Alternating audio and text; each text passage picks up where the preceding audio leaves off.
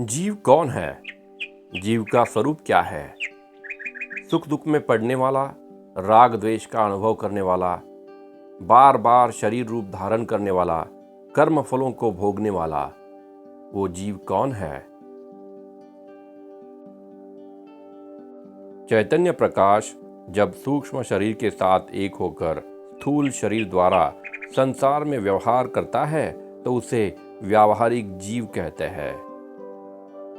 जीव का वास्तविक स्वरूप चैतन्य स्वरूप है, किंतु लिंग और स्थूल शरीर के साथ एक रूप होना उसकी भ्रांति है। शंकराचार्य कहते हैं कि आप जानते हैं, साक्षी चैतन्य, सूक्ष्म शरीर और स्थूल शरीर ये अलग है। इसमें केवल साक्षी चैतन्य दृष्टा है और बाकी सब दृश्य है। सूक्ष्म शरीर बहुत सूक्ष्म है, इसलिए साक्षी चैतन्य का प्रतिबिंब उसमें पड़ता है, जैसे पानी में सूरज का प्रतिबिंब।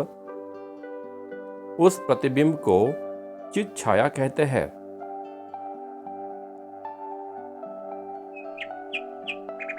अब सूक्ष्म शरीर में जो साक्षी चैतन्य का प्रतिबिंब पड़ता है, ना वो तो साक्षी है और ना ही सूक्ष्म शरीर, वो कुछ और है। किंतु सूक्ष्म शरीर उस प्रतिबिंब के साथ एक रूप हो जाता है और खुद को चेतन मानने लगता है। उसके बाद स्थूल शरीर में अहम बुद्धि से भावना रखकर वह जीव बन जाता है।